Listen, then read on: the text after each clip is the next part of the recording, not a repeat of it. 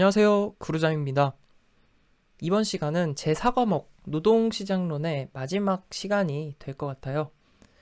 네, 드디어 차근차근 오다 보니까 드디어 끝이 조금씩 보이기 시작했습니다. 경제활동 인구조사 공부를 할 건데요. 경제활동 인구조사에서는 우선 용어를 정확하게 정의를 이해를 하셔야 하고, 그리고 계산 중요합니다. 실업률, 고용률, 취업률, 경제활동 참가율. 네, 이것도 어차피 정의에 의해서 계산을 하는 것이기 때문에 용어의 정의를 정확하게 정리하시면 되겠습니다. 매번 출제가 되는 내용이기 때문에 반드시 정리를 하셔야 합니다. 시작합니다. 자, 경제활동 인구, 비경제활동 인구. 네, 아래 그림을 먼저 살펴보시면 생산 가능 인구가 있어요. 만 15세 이상의 인구를 생산 가능 인구라고 합니다.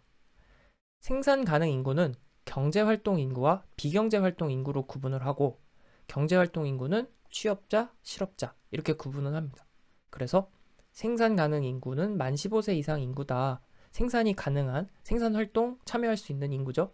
그런데 그 중에 경제활동을 하는 인구, 비경제활동, 경제활동에 참여하지 않고 있는 인구, 그리고 경제활동 참여하는 인구 중엔 취업자, 실업자. 그래서 지금 암기를 해버리세요.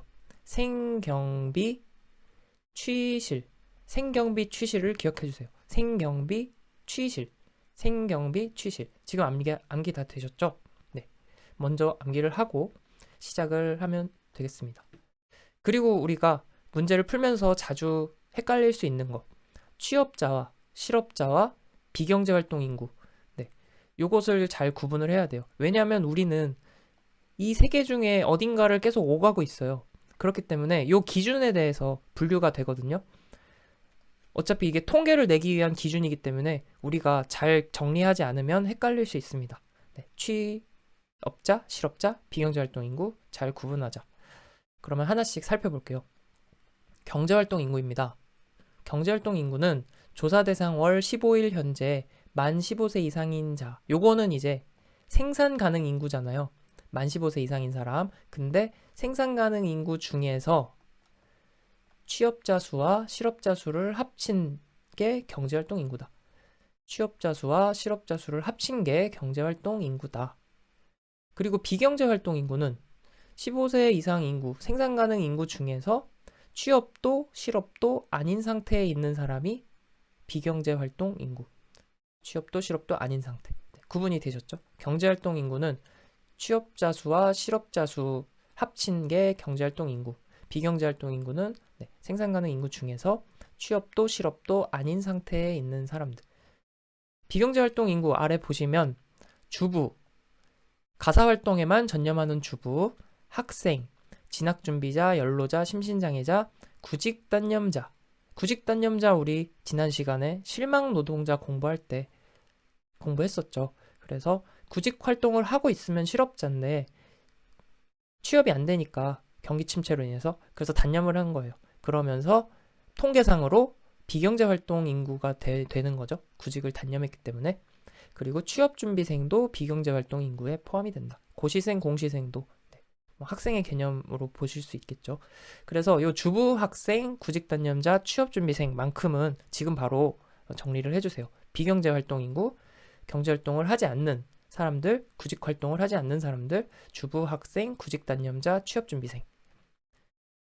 다음 자영업자입니다. 자영업자는 고용원이 있는 자영업자와 없는 자영업자를 합친 게 자영업자다. 그리고 취업준비자라고 하면 취업을 위한 기관 수강과 기관 외 수강, 기관 수강 외에 네, 기관을 수강하는 취업준비자, 그리고 그 외에 따로 취업준비를 하는 사람 모두 합친 게 취업준비자다. 그래서 취업준비자는 어디에 포함이 된다 그랬죠? 네, 비경제활동 인구에 포함이 된다. 다음 실업자. 실업자 중요합니다. 실업자는 세 가지를 기억을 해두세요. 조사 대상 주간에 조사 대상 주간 얘기를 안 했네요. 조사 대상 주간이라고 하면 여기 조사 대상 월 15일 현재 이렇게 돼 있죠. 조사 대상이 되는 기간을 말합니다. 매월 15일을 기준으로 매월 15일이 포함된 주간을 조사 대상 기간이라고 합니다. 조사 대상이 되는 기간은 매월 15일 기준으로 그 15일이 포함된 7일간, 일주를 말합니다. 그 주를 말하고 조사기간, 조사기간이라는 것은 실제 조사를 실시하는 기간이죠. 조사기간은 그 다음 주. 이렇게 구분을 하세요. 다시 조사 대상이 되는 기간은 매월 15일 포함된 그 주가 되고 조사를 실시하는 기간은 그 다음 주다. 정리되셨나요? 네, 좋습니다. 그러면 실업자 다시 돌아와서 조사 대상 주간에 수입 있는 일을 하지 않았어요. 이게 1번 조건. 수입 있는 일을 하지 않았고 수입이 없었고 2번 지난 4주간 구직 활동을 했어요. 이게 두 번째. 세 번째. 즉시 취업이 가능한 자. 이게 세 번째입니다. 그래서 실업자는 구직 활동을 하고 있고 이런 상태로 봐서 경제활동 인구에 포함이 됩니다. 그래서 실업자는 경제활동 인구다. 수입 없고 지난 4주간 구직 활동을 했고 취업이 즉시 가능하다. 그런데 여기서 조건을 하나씩 빼면은 이제 비경제 활동 인구가 돼요. 자, 보시면 먼저 잠재 취업 가능자와 잠재 구직자가 있죠. 요 둘을 합쳐서 잠재 경제 활동 인구라고 합니다. 잠재 경제 활동 인구. 잠재라는 것은 어떤 의미예요? 현재는 아니다. 잠재적이다라는 의미잖아요. 그러면 잠재 경제 활동 인구라는 것은 현재는 경제 활동 인구가 아니다. 비경제 활동 인구다라는 의미로 볼 수 있겠죠.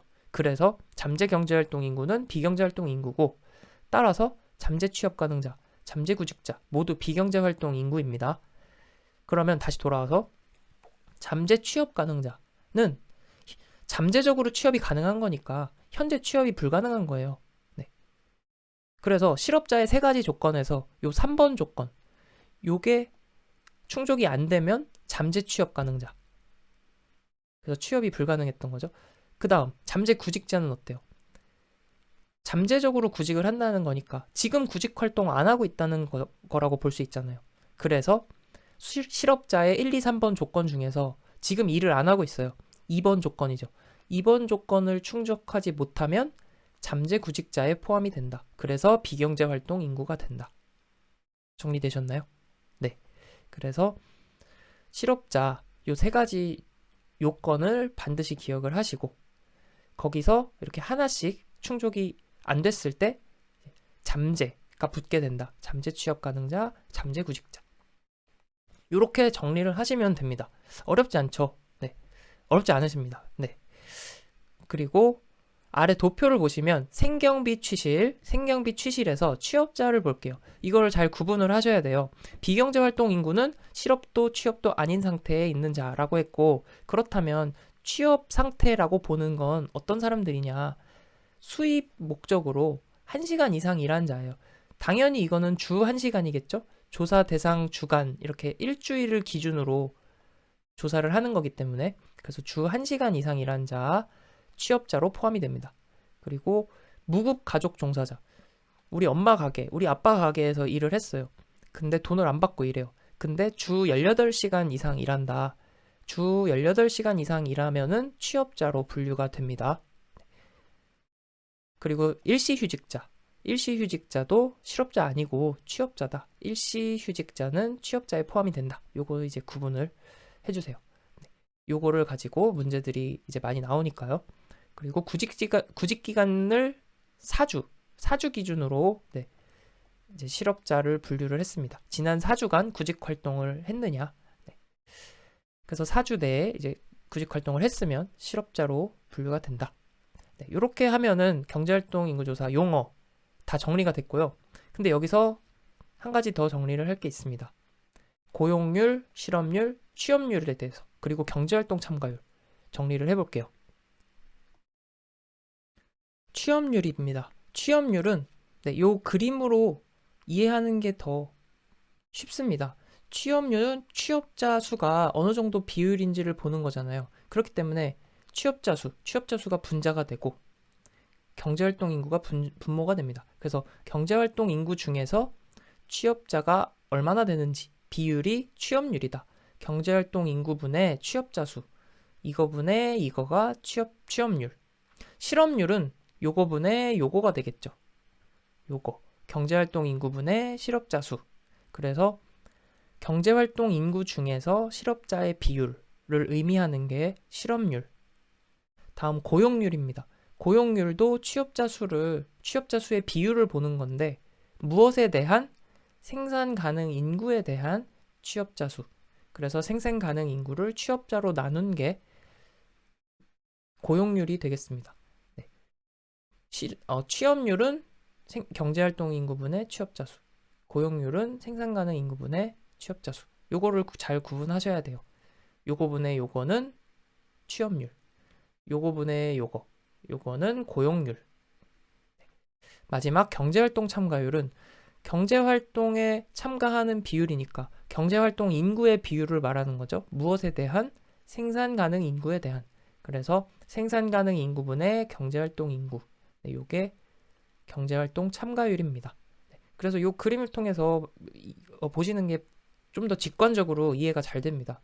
생경비 취시를 기억을 하시고 항상 문제를 만나면 이 도표를 그리시고 접근을 하면은 네, 편합니다. 머릿속에서 이렇게 계속 생각을 하는 것보다 이게 더 쉬운 풀이 방법이 되겠습니다. 다시 한번 취업률은 요거분의 요거, 실업률은 요거분의 요거, 그 다음 고용률은 요거분의 요거, 마지막 경제활동 참가율은 네, 요거에 대한 비율이니까 요거분의 요거. 네, 요렇게 문제 풀면서 문제 엄청 많이 풀 거예요. 그러니까 너무 걱정하지 마시고 이해가 잘 되셨으면 네, 문제 풀면서 또 복습을 해보시면 되겠습니다.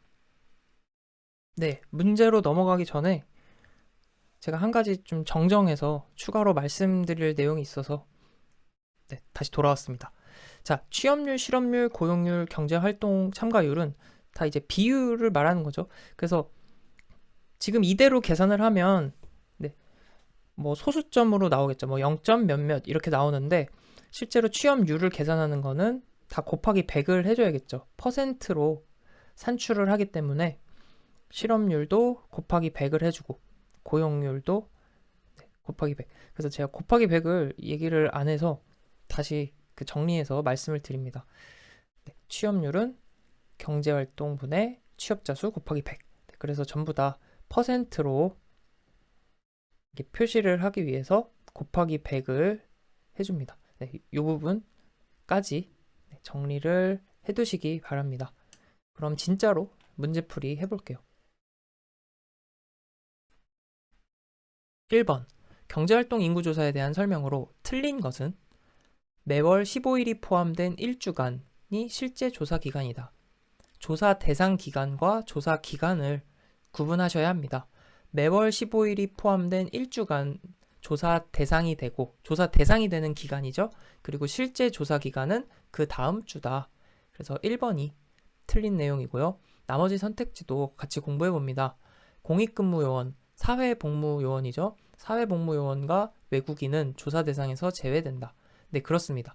그래서 사회복무요원, 군인 제외가 되고요. 또 외국인도 제외가 됩니다.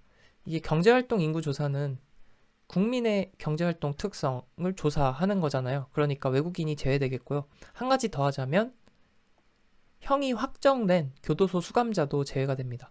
교도소 수감자인데 형이 확정된 수감자 제외가 된다.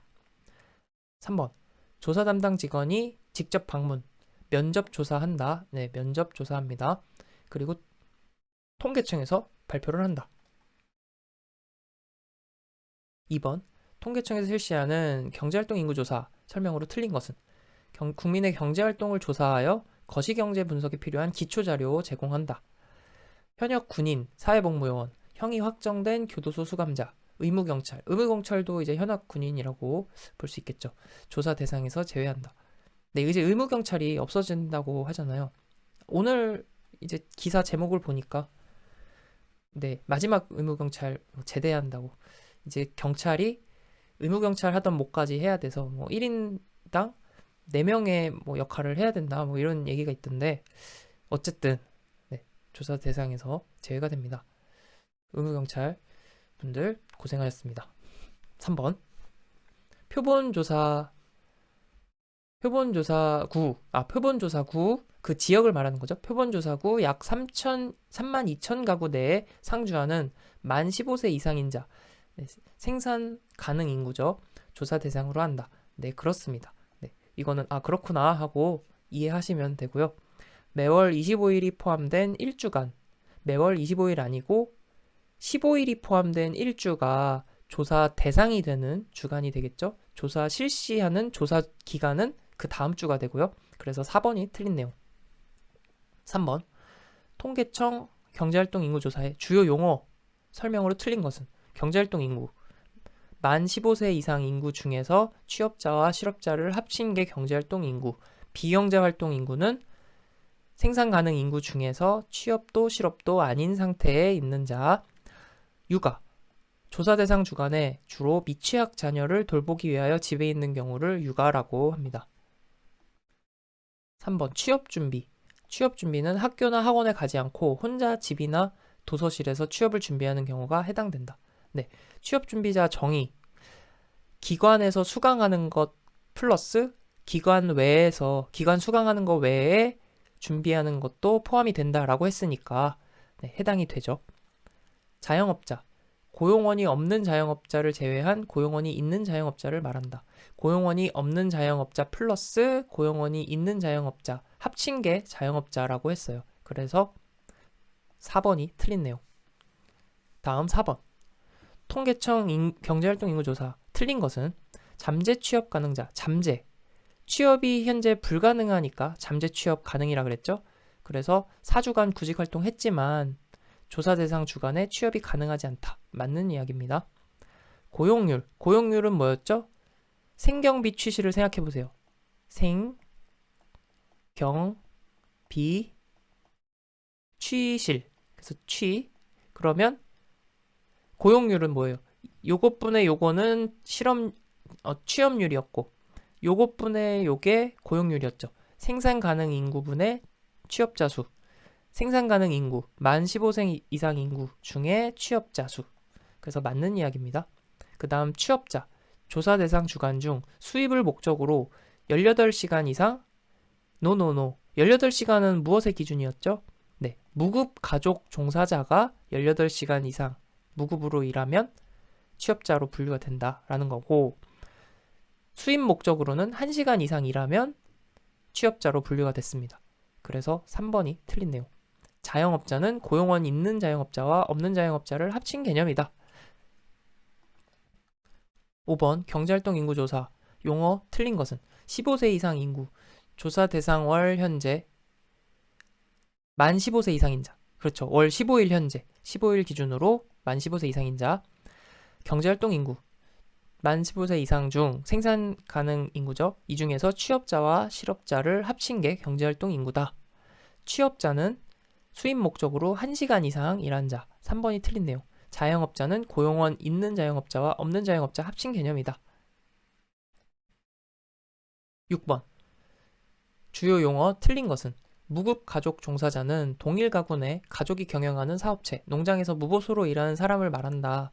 조사 대상 기간에 16이 아니라 18시간 이상 일하면 취업자로 분류한다 그랬죠. 그래서 1번이 틀린 내용. 2, 3, 4 한번 읽고 넘어갑니다. 실업자는 15세 이상 인구, 생산 가능 인구 중에 조사 대상 기간에 수입이 없었고 1번 조건 수입 없었고 2번 지난 4주간 구직 활동, 3번 조건 취업이 즉시 가능한 자, 구직 단념자는 비경제 활동 인구죠. 그래서 취업 의사와 일할 능력은 있지만 노동시장적 사유로 지난 4주간에 구직 활동을 안 했어요. 이 사람들 중에서 지난 1년 안에 구직 경험이 있는 사람이다. 네, 그렇습니다. 이 선택지를 통해서 정의를 정확하게 이해하시면 되겠습니다. 구직 활동을 하지 않은 자 중에서 1년 안에 구직 경험이 있다라고 보는 게 구직을 단념했다라고 보는 겁니다. 다음 고용률은 뭐였죠? 생경비 취실이 있는데 생산 가능 인구 중에서 취업자 비율이라고 했습니다. 취업률은 뭐였죠? 취업률은 경제활동 가능 인구 중에 취업자 수고 고용률은 생산 가능 인구 중에 취업자 수. 7번 고용 동향 관련 주요 개념 틀린 것은 취업자라 함은 조사 대상 기간 중 수입 있는 일에 1시간 이상, 수입 목적으로 1시간 이상. 경제활동 인구는 15세 이상 인구 중에 취업자, 실업자 합친 거. 네. 고용률은 또는이라는 개념은 플러스의 개념이죠. 네. 고용률은 경제활동 인구를 15세 이상 인구로 나누어 계산한다. 고용률은 뭐예요? 일단 취업자 수의 비율이잖아요. 네. 생경비, 그리고 여기가 취실이었잖아요. 그래서 고용률은 뭐예요? 이게 취업률이고, 요거분의 요거가 고용률이잖아요. 생산 가능 인구분의 취업자 수, 경제활동 인구가 아니라 취업자 수. 그래서 3번이 틀린네요. 실업자는 1, 2, 3번 조건 다시 한번 복습합니다. 일단 수입이 없고요. 1번 수입이 없고, 2번 일할 능력과 의사, 그러니까 구직 활동을 했고, 3번 즉시 취업이 가능하다. 요게 세 가지 조건이었습니다. 8번 통계상 실업자에 포함되지 않는 사람. 실업자의 요건 세 가지 다시 한번 정리해 봅니다. 첫 번째, 수입이 없었고요. 두 번째, 지난 4주간 구직 활동을 했고요. 세 번째, 즉시 일자리가 주어지면 즉시 일할 수 있다. 요 세 가지였습니다. 그러면 그 기준으로 선택지를 살펴봅니다. 대학 재학생으로 시간제 근무를 찾는 사람. 네, 그렇죠. 구직 활동을 하고 있죠. 재학 중인 16세의 소녀 가장으로 시간제 일자리를 찾고 있는 사람. 네, 이것도 이제 구직 활동을 지금 하고 있는 상태입니다. 부모가 운영하는 가게에서 매일 4시간 이상 무급으로 일하면서 다른 직장을 찾고 있는 고교 졸업자. 일자리를 찾고 있고, 근데 매일 4시간. 헷갈리시면 안 돼요. 기준이 주간이에요. 그래서 매일이면은 일주일간 몇 시간을 하는 거예요. 네. 주 28시간을 하는 거죠. 뭐 6일 일한다 해도 24시간. 그러면 무급 가족 종사자는 18시간 이상, 주 18시간 이상 일할 때 취업자로 분류를 하잖아요. 그렇기 때문에 3번은 실업자가 아니라 취업자에 포함이 됩니다. 4번, 현재 사회활동을 하면서 수입이 있는 일자리를 찾고 있어요. 네, 구직 활동을 하고 있습니다. 네, 제가 9번으로 넘어가다가 노파심에 다시 한번 말씀드립니다. 혹시라도, 네, 이 학생은 비경제활동 인구 아니냐라고 생각하시는 분들 계실까봐 노파심에 다시 말씀을 드리는데, 비경제활동 인구는 일단은 생산 가능 인구 중에서 취업도 실업도 아닌 상태. 그렇기 때문에 학생이란 신분이 우선이 아니라 우선은 취업자, 실업자에 해당이 되지 않는 게 우선입니다. 그렇기 때문에 여기 지금 뭐 시간제 근무를 찾는 사람이나 그 16세 소녀 가장 재학 중인 요거 학생이 우선이 아니라는 거예요. 다시 말해서 첫 번째 수입이 없잖아요. 그리고 두 번째 구직 활동을 하고 있고, 세 번째 즉시 취업 가능한 사람이잖아요. 그렇기 때문에 포함이 된다. 그래서 실업자 요건을 먼저 따져보고 그게 해당이 안 되면 비경제활동. 이런 문제는 그렇게 찾으시면 되겠습니다. 네, 넘어가다 다시 돌아왔는데 제가 노파심에 말씀드렸다고 해서 제가 노파란 얘기는 아닙니다. 넘어갑니다, 진짜로. 9번, 경제활동 참여와 관련하여 옳은 것은? 실업자는 비경제활동 인구이다. 땡. 경제활동 인구는 취실이었죠. 경제활동 참가율은 뭐예요? 생경비 취실. 제가 글씨가 너무 엉망이라서 손으로 써볼게요. 네, 마우스보다는 손으로 쓰는 게 훨씬 나아 보입니다. 자, 경제활동 참가율은 경제활동 인구의 비율이잖아요. 무엇에 대한? 생산 가능 인구에 대한. 그래서 생산 가능 인구분의 경제활동 참가자. 그래서 전체 인구가 아니고 생산 가능 인구, 만 15세 이상 인구. 3번, 실업률은 경제활동 참가자 중에 실업자가 차지하는 비율이다. 그렇죠. 실업률은 요거 계산한 게 실업률. 생산 가능 인구는 전체 인구 중에 비경제활동 인구를 제외한, 아니죠. 네, 만 15세 이상 인구는 모두 생산 가능 인구다. 그래서 옳은 것은 3번. 10번, 우리나라의 생산 가능 인구는 만 몇 세 이상인가? 15세 이상입니다. 11번, 비경제활동 인구에 포함되지 않는 사람은 일기불순이나 노동재 등의 이유로 인한 일시휴직자. 일시휴직자 뭐였어요? 일시휴직자는 취업자에 포함이 된다. 해당이 된다. 그래서 1번이 틀렸고, 비경제활동 인구, 가사에 전념하는, 그리고 학생, 심신장애자는 비경제활동 인구다. 12번, 비경제활동 인구에 해당하는 것은 수입 목적으로 1시간 이상 일하면 취업자, 일시휴직자도 취업자에 포함되고요.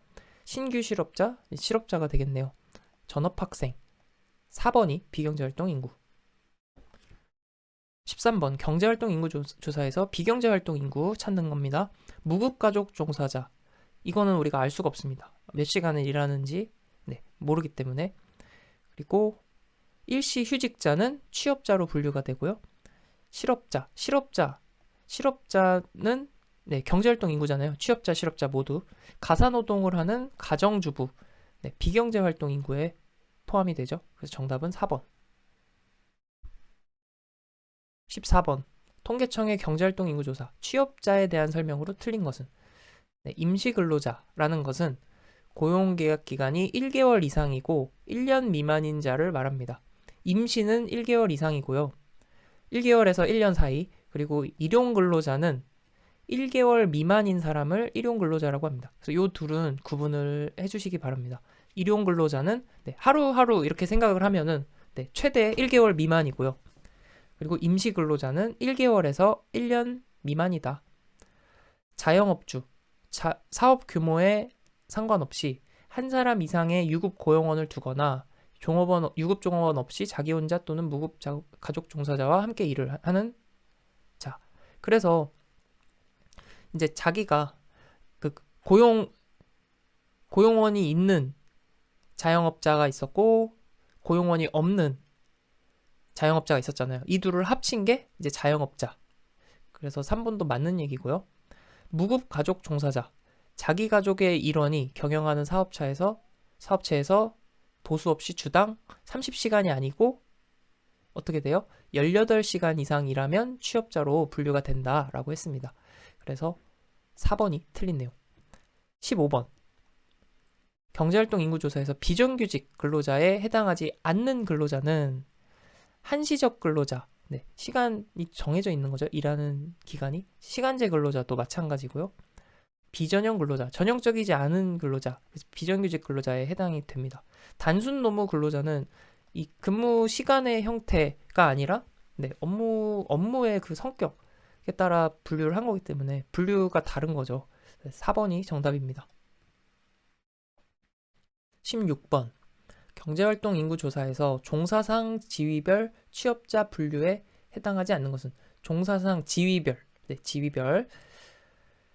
그래서 무급가족 종사자, 관리자, 임시근로자, 자영업자가 있는데 자 보시면 자영업자, 임시근로자, 무급가족 종사자는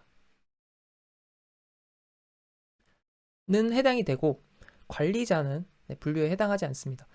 잘 보시면은 이제 근무 시간이나 근무의 형태로 분류를 하는 거고 관리자라는 것은 업무 성격이잖아요. 그렇기 때문에 이제 분류에 해당되지 않죠. 그래서 분류를 모르고 있더라도 서로 비교를 해보면서 선택지를 정답을 찾을 수 있겠습니다. 17번. 취업자로 분류되는 사람. 명예퇴직을 하여 연금. 경제활동을 하고 있는 게 아니죠. 연금. 하루 3시간씩 구직활동을 하고 있는 전직은행원. 전직은행원. 현재 취업한 상태 아니고요. 하루 1시간씩 아르바이트를 하고 있어요. 주 1시간 이상 수입 목적으로 일을 하면 취업자로 분류가 되죠. 주 1시간 이상이니까 해당이 됩니다. 3번이 취업자. 하루 2시간씩 남편 상점에서 무급으로 일하는 기혼 여성. 일주일 일하면 하루 2시간씩. 주 14시간 무급 가족 종사자잖아요. 무급 가족 종사자는 18시간 이상 일하면 취업자로 분류가 된다. 그래서 정답 3번. 18번. 경제활동 인구조사에서 종사상 지위로 고용계약이 1개월 미만. 1개월 미만은 뭐예요? 하루에서 1개월. 일용근로자. 정답 4번. 19번. 우리나라에서는 통계청에서 매달 실시하는 경제활동 인구조사, 고용통계 작성하는데 막내를 초등학교에 입학시킨 주부 A씨. 조사 대상이 되는 4주 기간 동안 중 할인 매장에서 단 이틀 동안 하루 2시간의 급여를 받고 근무한 후 일을 그만둔 것으로 조사되었다. 어디에 분류되는가? 일단 주 1시간 이상 수입 목적으로 일을 했으면 무조건 취업자입니다. 그래서 정답은 1번. 20번. 실업조사 등에 관한 설명으로 옳은 것은 경제가 완전 고용 상태일 때 실업률은 0이다. 우리 지난 시간에 했죠, 우리 이거. 네, 지난 시간에 한 것 같은데 완전 고용 상태일 때 실업률이 0이 아니라 그랬죠. 실업률이 0인 것은 마치 진공 상태와 같다. 현실에 존재 불가능하다. 완전 고용 상태라는 건 뭐다? 자연적 실업, 마찰적 실업만 존재하는 상태. 네, 자연 발생적 실업만 존재하는 상태가 완전 고용 상태다. 그래서 틀린 얘기. 실업률은 실업자 수를 생산 가능 인구로 나눈 것이다. 네, 요걸 보시면 되죠. 실업률은 뭐예요? 생경비 취실 제가 그렸어요. 경제활동 인구 분의 실업자 수. 그러니까 생산 가능 인구가 아니라 경제활동 인구로 나눈 것이다. 일기불순 등의 이유로 일하고 있지 않은 일시적 휴직자. 일시적 휴직자는 취업자에 해당이 된다라고 했습니다. 실업률 조사 대상 주간에 수입을 목적으로 1시간 이상 일하면 취업자로 분류가 된다. 정답 4번. 일부 사람들이 실업급여를 계속 받기 위해 채용될 가능성이 매우 낮은 곳에만 일자리를 탐색하며 실업 상태를 유지하고 있다. 다음 중 이러한 사람들이 실업자가 아니라 일할 의사가 없다는 이유로 비경제활동 인구로 분류될 때 나타나는 현상으로 옳은 것은? 자, 이건 한번 그려보고 얘기를 해볼게요. 일부 사람들이 이제 실업자 상태에서 실업급여를 받고 있는데 이 사람들이 이제 일할 의지가 없다라고 보고 비경제활동 인구로 이동한다는 거잖아요. 여기로 이동한다.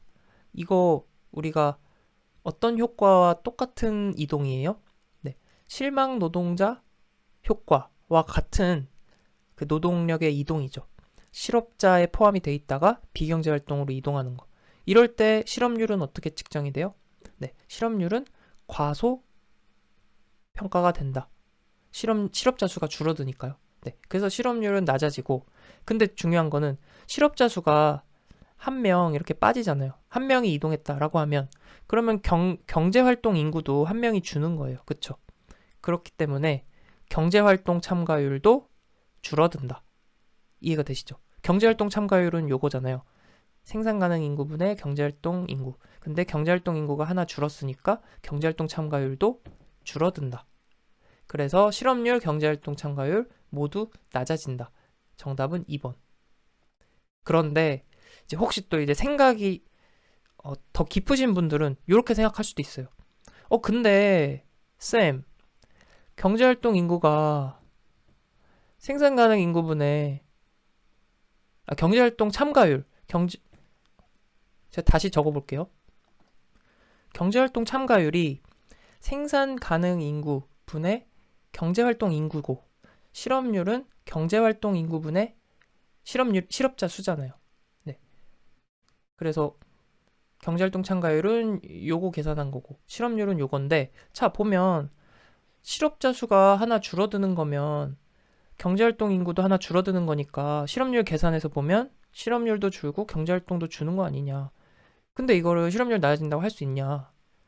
또 경제활동 참가율도 경제활동 인구가 줄어들고 그러면은 생산 가능 인구도 여기가 한 명 줄면 생산 가능 인구도 줄어드는 거잖아요. 그러면 얘도 주는 거 아니냐.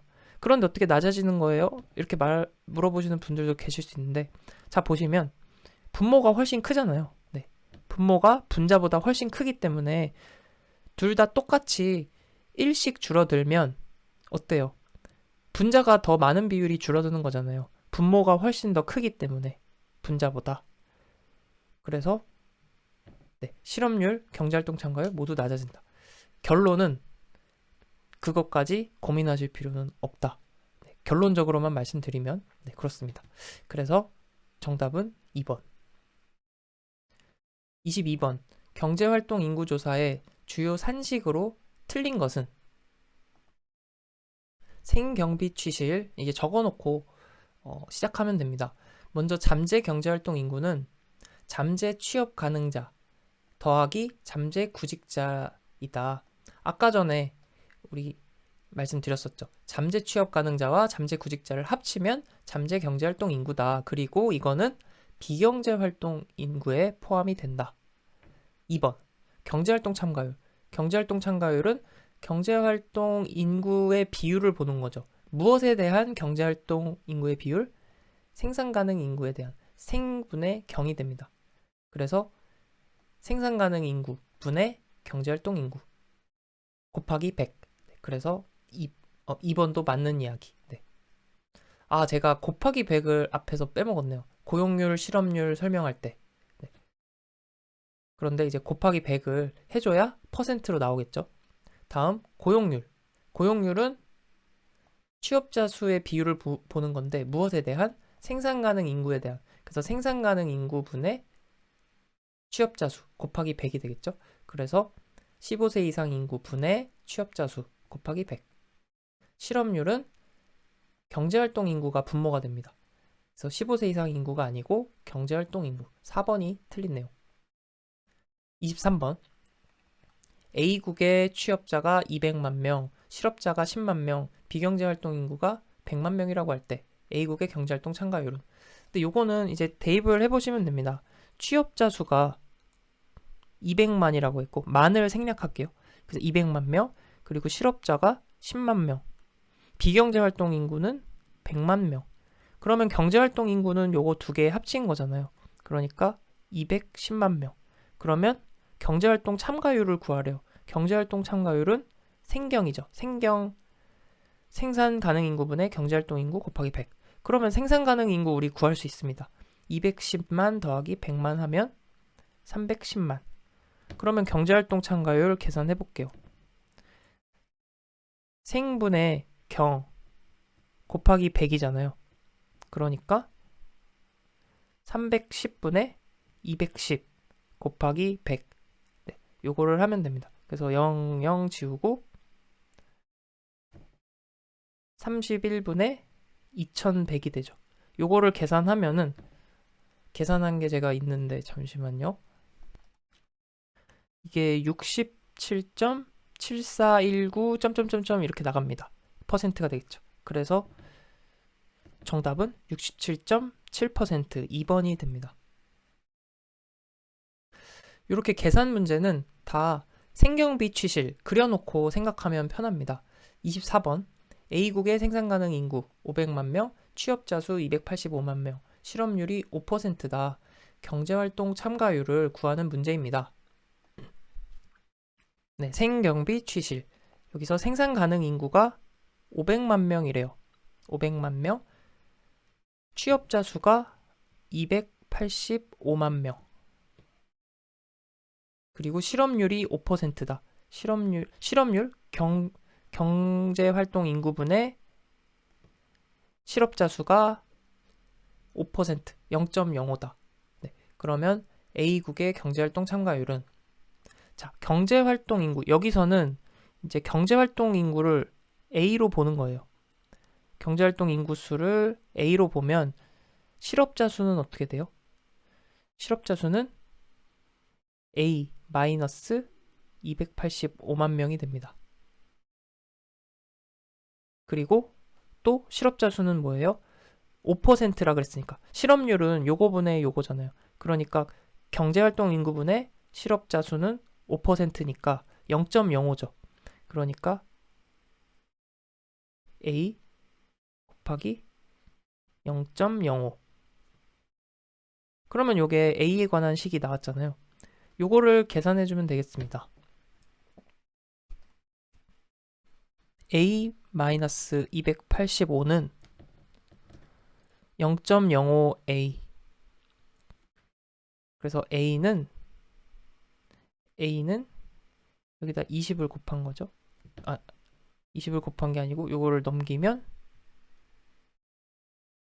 네, 얘를 이쪽으로 넘기면 A-0.05A.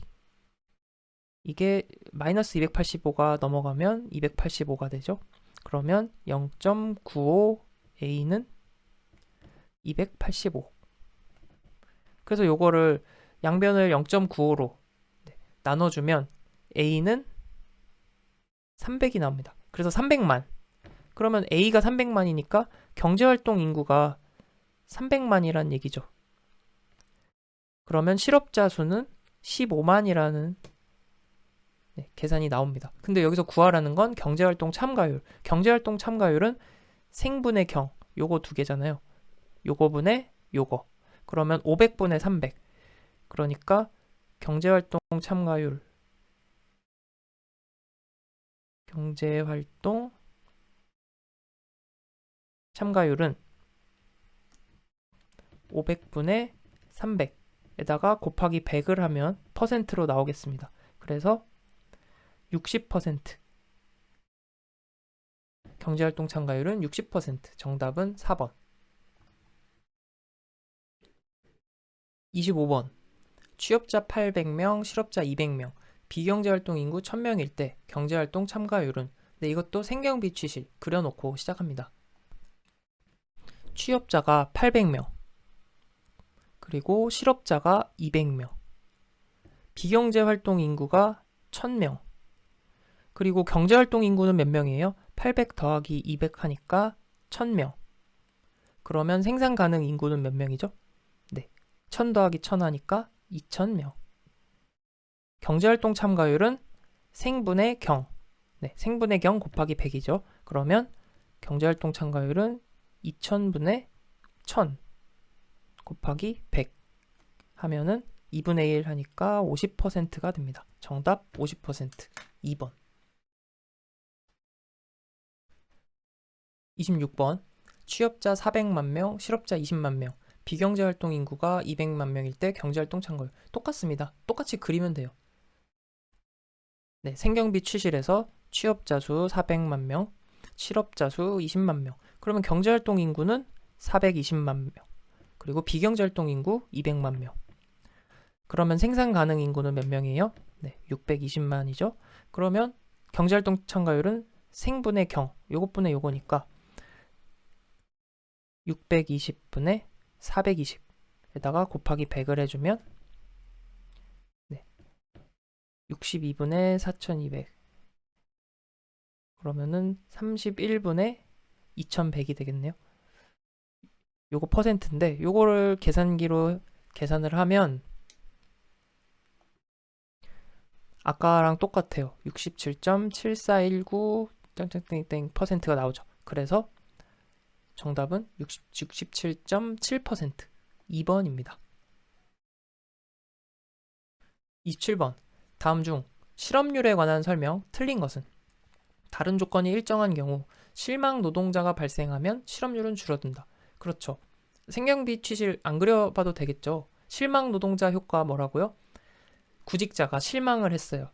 취업이 안 돼서 실망해서 구직을 단념했어요. 단념하면서 구직 활동을 안 하게 돼서 비경제 활동 인구로 이동하는 것. 그렇기 때문에 실업자 수가 줄어듦으로 인해서 실업률이 줄어드는 효과. 2번. 다른 조건이 일정한 경우 부가 노동자 효과가 발생하면 실업률은 늘어난다. 그렇습니다. 부가 노동자는 실업자가 늘어난다, 부가된다 라고 해서 부가 노동자 효과. 3번. 실망 노동자 효과는 실업률이 낮은 경우에 더 크게 나타난다. 실망 노동자의 원인이 뭐예요? 구직이 안 돼서, 경기 침체 시에 구직이 잘 안 돼서, 취업이 안 돼서 실망해서 나타나는 거잖아요. 그렇기 때문에 경기가 안 좋을 때 나타납니다. 실업률이 낮은 경우는 이제 경기가 좋은 경우에 실업률이 낮게 되죠. 그래서 반대로 나타납니다. 실업률이 높은 경우에 크게 나타난다. 3번이 틀린 내용. 실업률은 실업자 수를 경제활동 인구로 나눈 후 2에 100을 곱하여 구한다. 아, 안 쓸라 그랬는데 써야겠네요. 자, 생경비 취실. 실업률은 이거분의 이거 곱하기 100이죠. 이거분의 이거. 그래서 경제활동 인구분의 실업자 수. 거기에다가 곱하기 100. 그래서 맞는 이야기입니다. 28번. 다음 표에서 실업률은 총인구, 생산가능 인구, 취업자, 실업자 이렇게 나와 있습니다.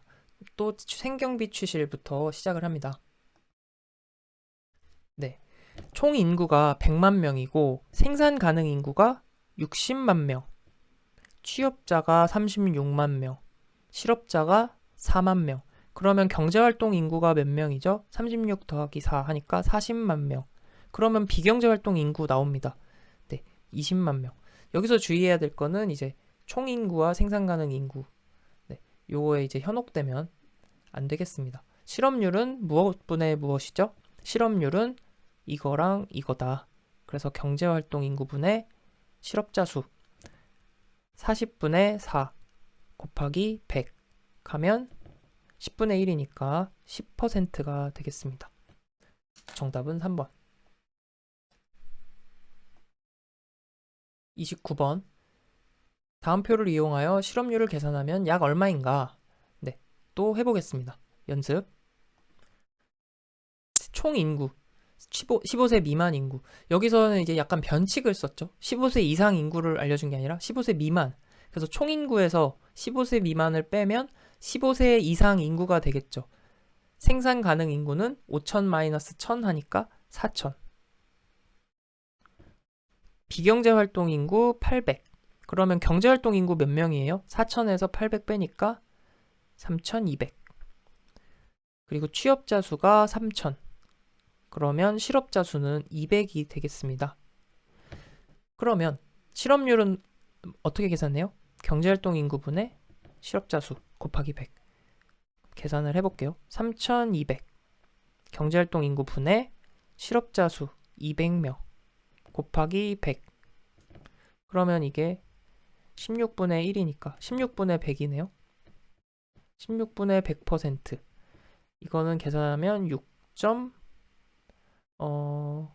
얼마가 되나요? 6.25가 되겠네요. 6.25%. 네, 그래서 정답은 2번이 되겠습니다. 30번. A 국가의 경제활동 참가율은 50%. 생산 가능 인구와 취업자 수가 100만 명, 40만 명. 실업률을 구하는 문제입니다. 네, 또 그려서 시작해 볼게요. 일단은 생산 가능 인구랑 취업자 수가 주어져 있습니다. 생산 가능 인구는 100만 명. 생산 가능 인구는 100만 명. 취업자 수는 40만 명. 그리고 경제활동 참가율이 50%래요. 그러면은 경제활동 참가율은 생분의 경 곱하기 100이죠. 100분의 경 곱하기 100 하면 이게 경제활동 참가율. 이게 50%다. 그러면 경이 얼마예요? 경이 50이네요. 네. 그래서 경제활동 인구는 50만. 네. 경제활동 인구는 50만이 됩니다. 그러면 실업 50만? 네. 제가 취업자 수를 잘못 적었네요. 취업자 수가 400이 아니라 40만 명. 그러면 실업자 수가 몇 만이에요? 실업자 수가 10만이 됩니다. 그리고 비경제활동 인구는 50만이 되고. 근데 우리가 구하는 게 뭐였나요? 네, 실업률을 구하라고 했으니까 실업률은 경제활동 인구와 실업자 수 요걸로 계산하는 거죠. 요거분의 요거 곱하기 100. 그래서 실업률은 50분의 10 곱하기 100 하면은 50% 아니 20%가 되겠네요. 그래서 정답은 4번.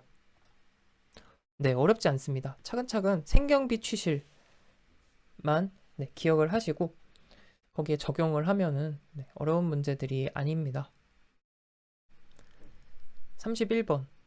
어느 국가의 생산 가능 인구 구성비가 다음과 같을 때 실업률을 구하는 문제입니다. 또 생경비 취실 해볼게요. 생경비 취실. 여기서는 퍼센트로 나왔다고 해서 전혀 당황하지 마시고 그냥 퍼센트가 없다고 생각하세요. 그냥 전체 인구가 100명이다 라고 가정하고 그러면 취업자 수가 몇 명이에요? 전체 인구 100명 중에 54명이 취업자. 그리고 실업자가 6명. 비경제활동 인구는 40명. 그러면 경제활동 인구는 54 더하기 6 하니까 60명. 우리는 실업률을 구해야 돼요. 실업률은 경분의 실 곱하기 100이죠. 요거분의 요거 곱하기 100. 그러면 실업률 60분의 6 곱하기 100 하니까 10%. 그래서 정답은 2번입니다. 32번.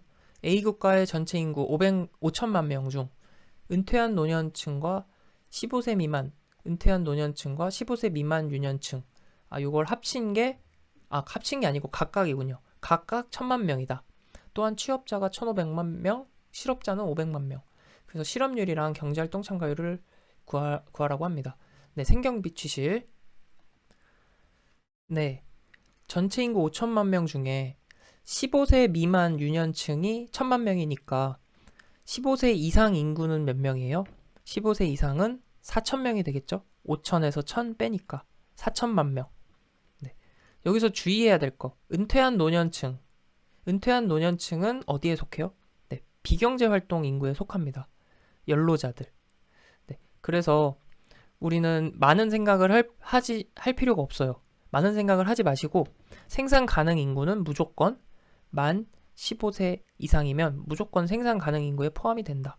네. 그 중에서 이제 노년층, 연로자들은 비경제 활동 인구가 되는 것이죠.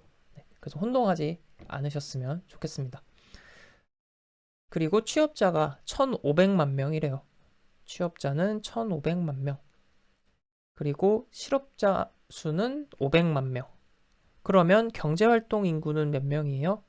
두 개 더하면 2천만 명.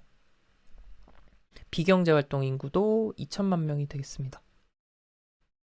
여기서 실업률을 구하래요. 실업률은 경분의 실. 네, 실업률은 요거죠. 그러면 실업률 계산합니다. 2000분의 500 곱하기 100 하면은 4분의 1, 25%가 되겠네요. 그 다음에 경제활동 참가율. 경제활동 참가율은 생산 가능 인구분의 경제활동 인구. 요거잖아요. 생경. 그러니까 4000분의 2000 곱하기 100 하면은 2분의 1이죠. 그러니까 50%. 25%, 50%. 정답은 2번. 33번. 실업률을 하락시키는 변화로 옳은 것. 실업률을 하락시키는 걸 찾으라는 문제입니다. 네, 이것도 생경비취실 적어놓고 보면서 하면 쉽습니다. 취업자가, 네, 기억입니다. 취업자가 비경제활동 인구로 전환되었다. 비경제활동 인구로 전환되었다라는 것은, 자, 취업자 수가 하나 줄어드는 거죠. 취업자 수가 하나 줄어드는 거는 실업률에 영향이 어떻게 될까요? 경제활동 인구가 한 명 줄어드는 거니까. 자, 경분의 실이죠. 실업률은. 경분의 실에서, 자, 취업자 수가 하나 줄었으니까 경제활동 인구가 하나 줄어드는 거예요. 그러면 분모가 작아지니까 실업률이 오히려 올라가겠죠. 그래서 기억은 해당이 없고요. 니은, 실업자가 비경제활동 인구로 전환. 실업자가 비경제활동 인구로 전환. 우리 실망 노동자 효과 떠올리시면 됩니다.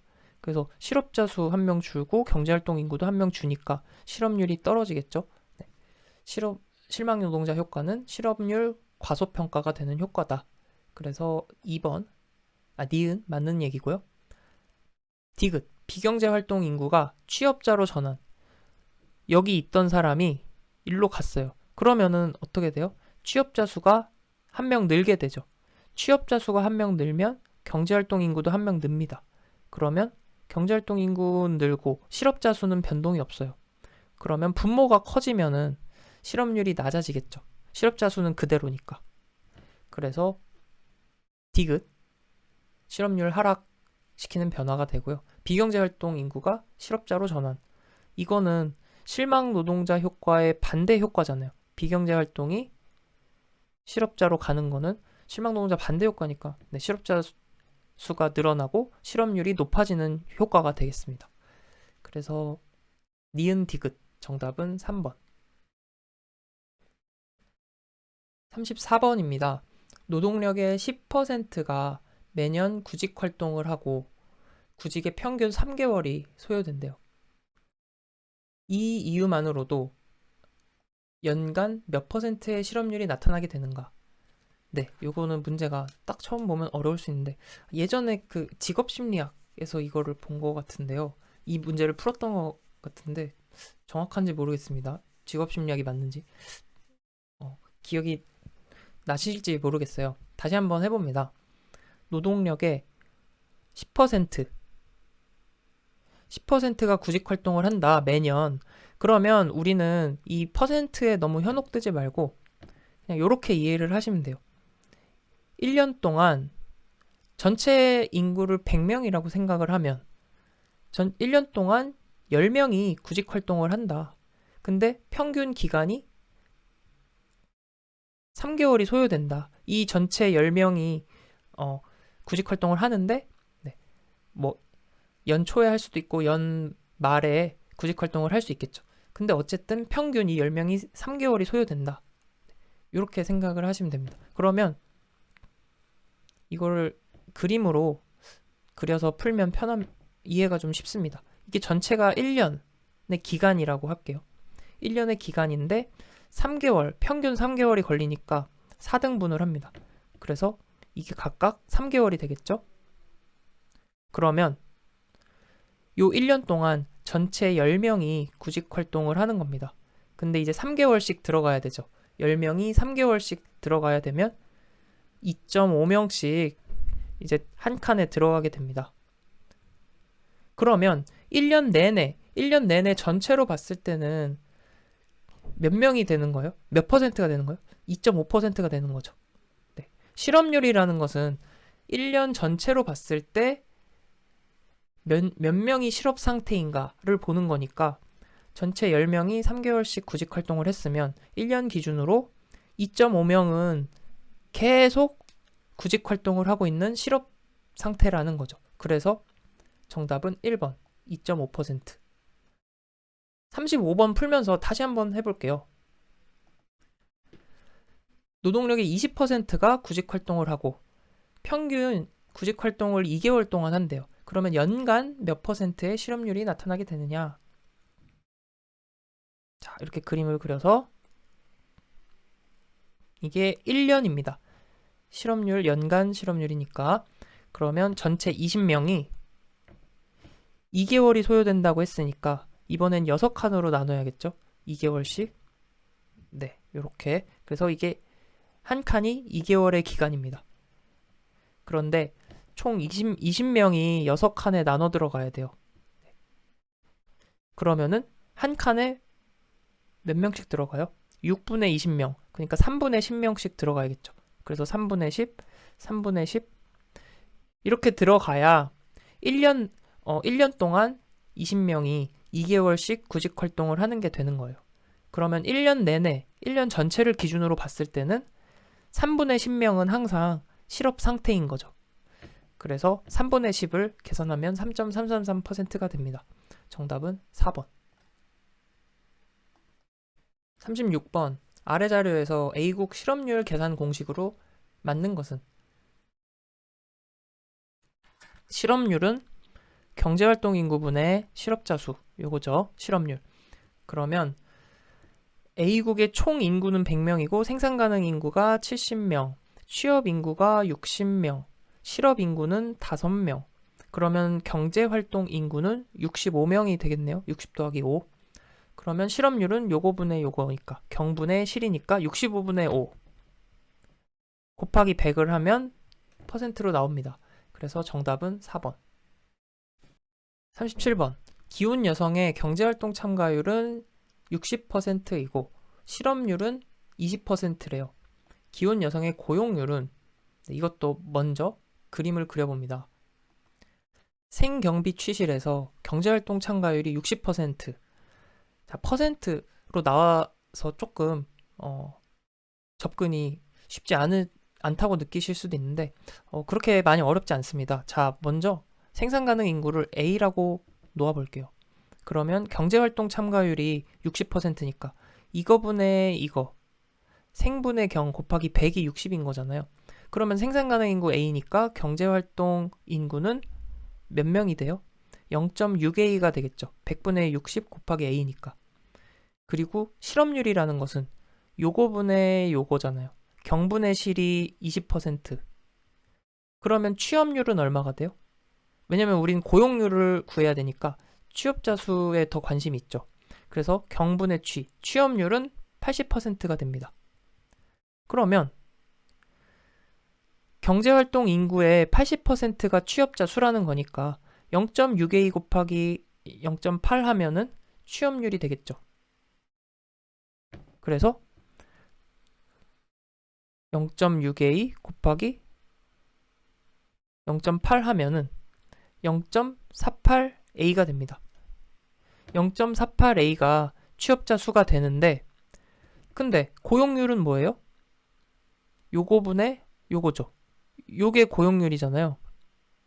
그쵸? 그러면은 계산합니다. 고용률 A분의 생산 가능 인구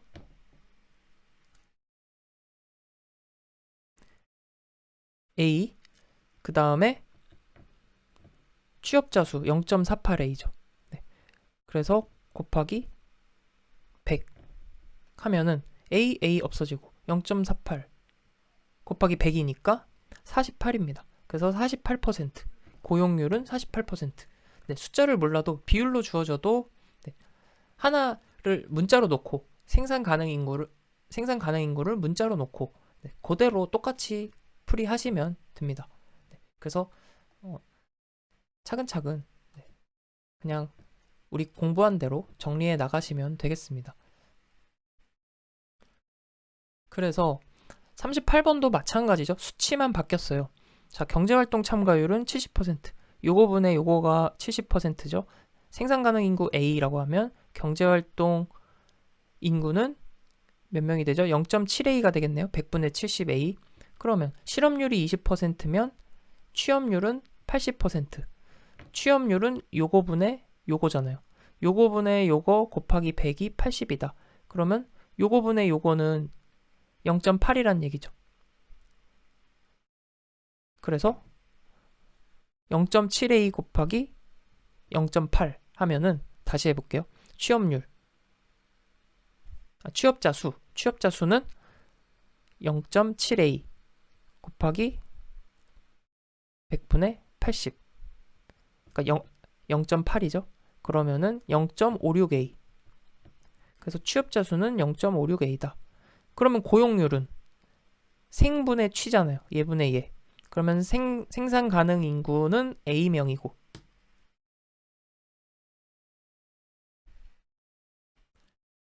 그리고 취업자 수는 0.56A. 그래서 여기에다가 100을 곱하면 고용률이 나옵니다. A 약분되고 0.56 100 곱하니까 56%. 그래서 정답은 2번. 네. 물론 이거는 이제 정석적으로 푸는 거고요.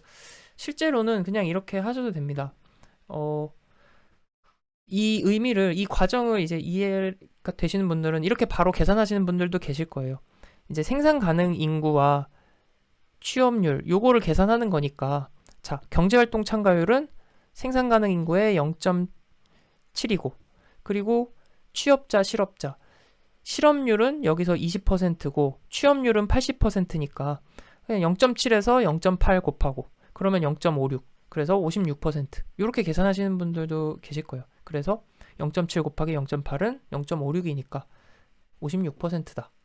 이렇게 해결을 하셔도 되겠습니다. 다음 39번. 인력 수요 예측의 근거와 가장 거리가 먼 것. 인력 수요를 예측하는 근거 자료를 묻는 문제입니다. 고용 전망, 출생률. 출생률은 무엇과 관련돼요? 인구와 관련되죠. 인구는 무엇과 관련되나요? 노동 수요, 노동 공급 중에. 네, 노동 공급에 관련된 요인입니다. 그래서 출생률은 인력 수요 예측이랑은 거리가 멀고요. 공급 측면에서 네, 관련이 된다. 성장률, 취업 개수 네, 이런 것들은 인력 수요와 경제 성장 네, 이런 것들 관련이 되잖아요. 그래서 정답은 3번. 40번.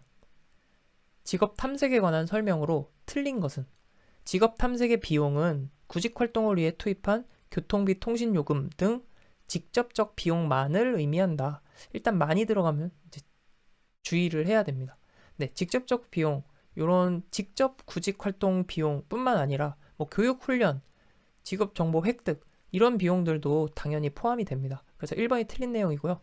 2, 3, 4번 한번 읽어보겠습니다. 직업 탐색은 자기 기준을 충족시켜주는 가장 좋은 조건의 일자리를 찾는 활동이다. 직업 탐색은 한계 기대 수익과 한계 비용이 같아질 때까지 계속된다. 네, 그렇죠. 이것도 우리가 앞에서 공부한 이제 이윤 극대화 조건 이런 걸 떠올리시면 되겠습니다. 네, 그래서 한계 수익과 한계 비용이 같아지는 지점에서 이윤이 극대화된다. 네, 최적의 의사결정을 내릴 수 있다. 이런 의미로 볼 수 있습니다. 4번 중년층에 비해 청년층은 평생소득의 관점에서 보면 직업탐색의 기대소득이 더 크겠죠. 네, 아무래도 더 어린 층이기 때문에. 그래서 지금까지 해서 이제 경제활동 인구조사 관련된 내용을 살펴봤고요. 네, 마지막 내용 하나 더 정리하고 마무리하겠습니다.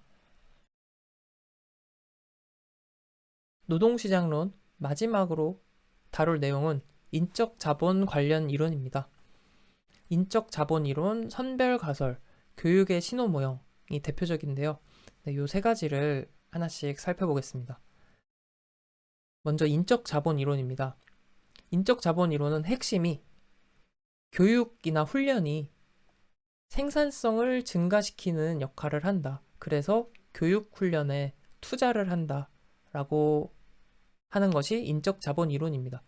대표적으로 슐츠, 베커가 인적 자본 이론을 주장한 학자인데요.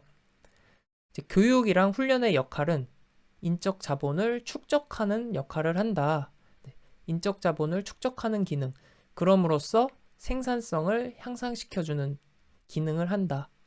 라고 주장을 합니다. 그래서 이런 교육, 훈련, 이것을 투자의 개념으로 보고 있어요. 인적 자본 이론에서는.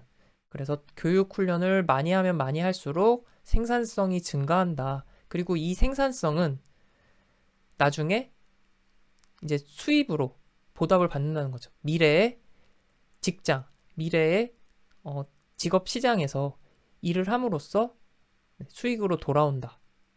요게 이제 인적 자본 이론입니다.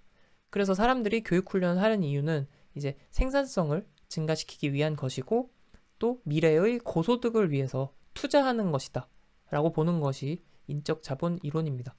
그래서 투자하는 대상, 인적 자본의 투자 대상이라고 하면 교육 훈련뿐만 아니라 학교 교육, 현장 훈련 이런 것뿐만 아니라 이주, 노동 이동 이것도 하나의 투자로 봤어요. 더 나은 생산성을 위한, 더 나은 수입을 위한 투자로 보았고 또 건강도 투자의 개념으로 봤습니다. 건강이 안 좋으면 또 결근하게 되고 그만큼 생산성 떨어지고 수입도 줄어들게 되잖아요.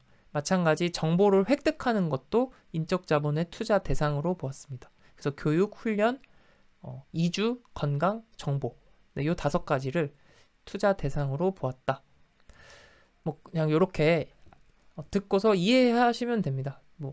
이렇게 막 암기를 할 것까지는 아닌 내용이고요. 다음 인적 자본 이론을 또 비판하면서 나온 내용이 바로 선별가설입니다. 선별가설은 교육이 생산성을 증가시키는 역할을 하지 않는다라고 했어요. 선별가설은 단지 그냥 식별해주는 거다. 유망한 근로자를 식별해줄 뿐이다. 단지 노동자들을 줄서기 할 때 순서를 정해주는 역할을 할 뿐이다. 그래서 사람들은 교육에 투자를 하는 것이다. 교육은 생산성 향상을 해주는 것이 아니라 단지 줄 세우기 그 순서를 정해주기 때문에 사람들은 교육 훈련에 투자를 한다. 그래서 교육 훈련은 똑같이 투자를 하지만 관점이 조금 다른 거죠. 인적 자본은 생산성 향상에 초점인 거고 선별가설은 단지 식별을 위해서 교육 훈련을 통해서 이제 식별을 하기 때문에 능력 있는 근로자를 그렇기 때문에 사람들은 더 높은 고수익, 고소득을 위해서 줄서기에 앞에 서기 위해서 교육 훈련에 투자를 한다. 요게 선별가설입니다. 왜냐하면 앞순서에 서야지 고임금을 받을 가능성이 크니까요. 그래서 사실은 교육 훈련을 통해서 능력이 증가하기보다는 원래 그냥 개인 자체가 선천적으로 그런 기업에서 선호하는 그런 능력, 특성을 선천적으로 갖고 있고 또 교육을 통해서 갖추었기 때문에 생산성이 없더라도 더 높은 임금을 받는다는 거예요. 그래서 인적 자본 이론과 선별 가설을 이렇게 구별을 하면 되겠습니다. 그래서 선별 가설은 자신의 이런 능력 있음을 보여주려고 교육에 투자하는 것이죠. 교육의 신호 모형도 좀 비슷한 관점입니다. 교육의 신호 모형도 여기에 제가 적어 놓을게요. 교육이 생산성을 높여준다라는 견해를 비판하고 나온 게 스펜스의 교육의 신호 모형입니다. 마찬가지 교육의 신호 모형도 능력 있는 사람을 식별해준다라고 주장을 했고, 대표적인 예시로는 영어를 사용하지 않는 내수 기업이 있습니다. 그런데 이 내수 기업에서 채용이나 인사평가를 할 때 외국어 점수를 반영한다는 거예요. 외국어 점수가 업무에는 전혀 상관이 없지만 이것은 하나의 능력을 나타내는 신호 역할을 한다. 영어 점수가, 외국어 점수가. 그래서 이 사람의 재능, 생산성을 신호로 나타내주는 것일 뿐 교육 자체가 생산성을 높여주는 건 아니다 라고 주장한 게 교육의 신호 모형입니다. 그래서 인적 자본 이론은 생산성 향상, 선별 가설과 교육의 신호 모형은 그게 아니다 라고 비판하면서 나온 거죠. 그래서 교육을 통해 생산성이 늘어나는 건 아니다. 그러면 문제를 풀면서 같이 복습을 해보겠습니다. 1번, 인적 자본 이론에 관한 설명으로 가장 거리가 먼 것은? 일반적으로 능력이 높은 사람일수록 인적 자본 투자를 더 많이 한다. 그렇습니다. 생산성 향상을 위해서 인적 자본 투자를 더 많이 한다. 2번, 부모가 부자일수록 자녀의 인적 자본 투자가 많아진다. 근데 이것도 맞는 얘기입니다. 인적 자본 투자를 통해서 미래의 기대 소득을 높이는 거죠. 그래서 고임금, 고수익을 위해서. 3번, 교육과 훈련이 생산성 증대를 가져오고 이것이 보다 높은 노동이익을 가져온다는 점이 실증적으로 입증되었다. 실증적으로 입증되었다? 그랬다면 과연 이를 반박하는 교육의 신호 가설, 선별 가설, 이게 나왔을까요? 네, 3번이 틀린 얘기입니다. 4번, 인적 자본 투자량은 내부의 수익률과 시장의 이자율, 비교에 의해서 내부 수익률이 높으면 이게 훨씬 투자 대비 이익이 큰 거죠. 이렇게 정리하면 되겠습니다. 정답은 3번. 2번, 인적 자본 이론에 관한 설명, 틀린 것은? 능력이 높으면 인적 자본 투자를 더 한다. 부모가 부자면 더 자녀의 인적 자본 투자를 많이 한다. 교육과 훈련이 생산성 증대를 가져온다는 점이 실증적으로 입증됐다가 아니라 그랬죠. 입증됐다면 이를 반박하는 이론들이 나올 이유가 없습니다. 실물 자본에 비해 인적 자본 투자를 위하여 조달되어야 하는 자금 확보에 어려움이 있다. 실물 자본보다는 인적 자본 투자 자금 확보가 더 어렵다. 선택지 통해서 이해하고 넘어가세요. 3번으로 갑니다. 인적 자본론의 노동 이동에 관한 설명으로 틀린 것은? 임금률이 높을수록 해고율은 높다. 해고율. 이 해고율과 사직률은 임금률과는 상관이 없고 경기 변동에 관련이 있습니다. 그래서 1번이 틀린 내용이고요. 2번, 사직률과 해고율은 경기 변동에 따라 상반되는 관련성을 갖고 있다. 네, 그렇죠. 1번과 연결되는 얘기입니다. 사직률과 해고율은 기업 특수적 인적 자본과 음의 상관관계를 갖는다. 이게 어떤 의미인가요? 네, 기업 특수적 인적 자본, 기업 고유의 그런 숙련된 인적 자본, 숙련된 노동자는 사직과 해고 당할 확률이 더 낮아지겠죠. 왜냐면 그 기업에서만 할 수 있는 일을 이 사람이 할 수 있으니까. 다른 사람으로 대체하기가 어려우니까 사직률 해고율이 낮아집니다. 그래서 음의 상관관계. 이러한 인적 자본이 많을수록 사직률 해고율이 낮아지겠죠. 음의 상관관계를 갖는다. 3번, 4번. 인적 자본론에서는 장기 근속자일수록 기업 특수적 인적 자본량이 많아져 해고율이 낮아진다. 이게 아까 2번 선택지랑 비슷한 맥락이죠. 2번이었나요? 아까 몇 번 선택지였죠? 네, 3번이죠. 3번 선택지와 비슷한 맥락이죠. 기업 특수적 인적 자본량이 많아지면 대체하기 어려우니까 해고율이 낮아진다. 4번, 인적 자본 이론에서 연령이 적은 근로자일수록 이동 경향이 높게 나타난대요. 그 이유와 가장 거리가 먼 것은?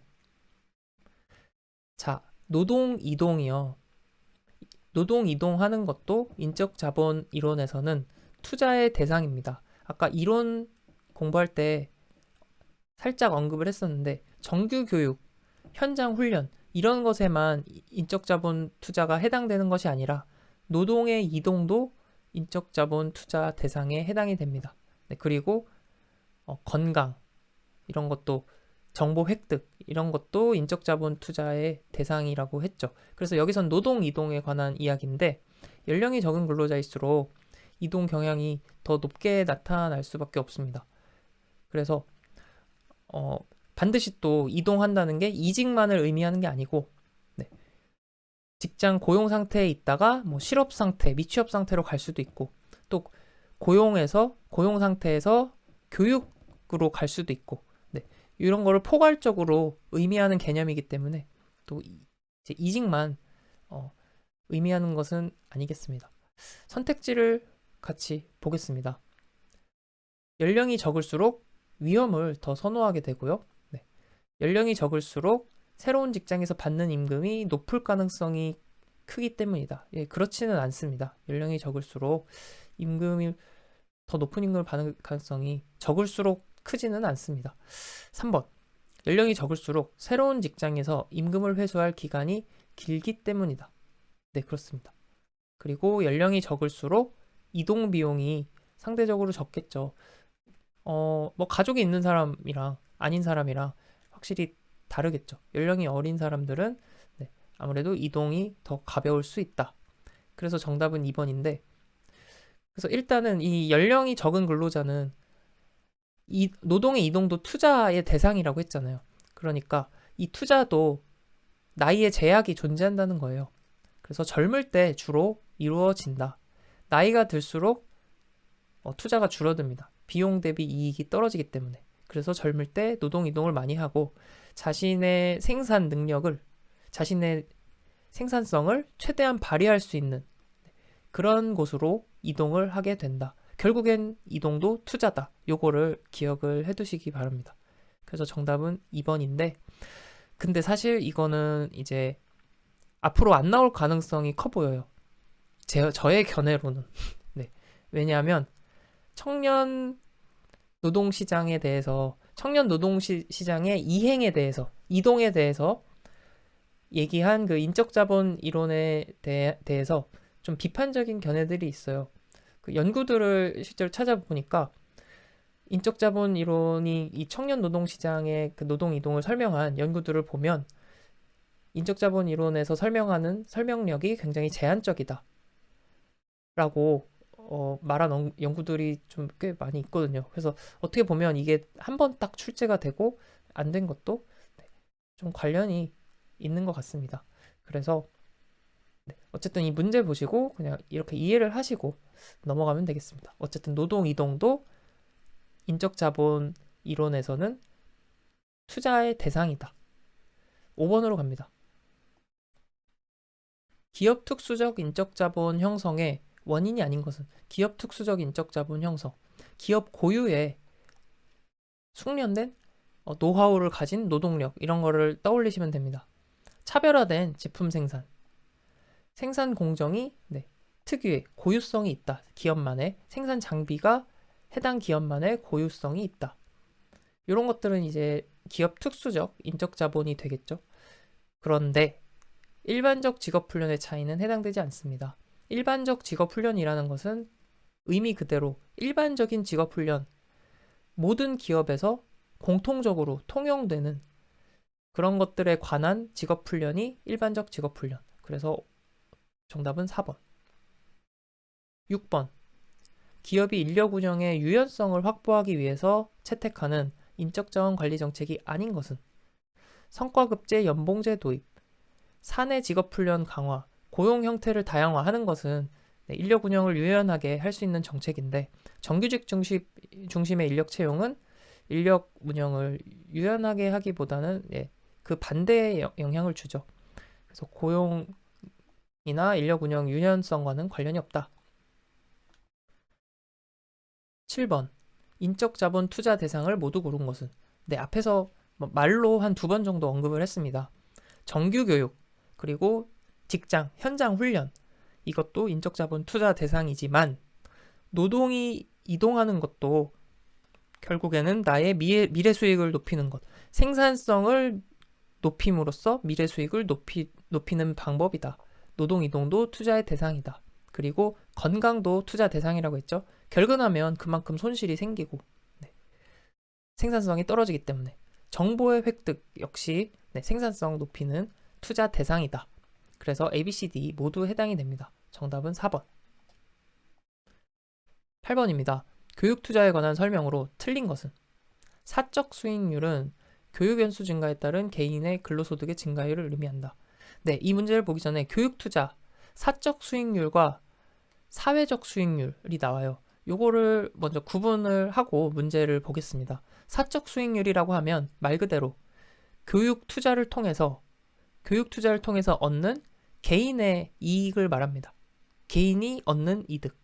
그리고 사회적 수익률이라고 하면 사회가 얻는 이득이겠죠. 사회적 이익.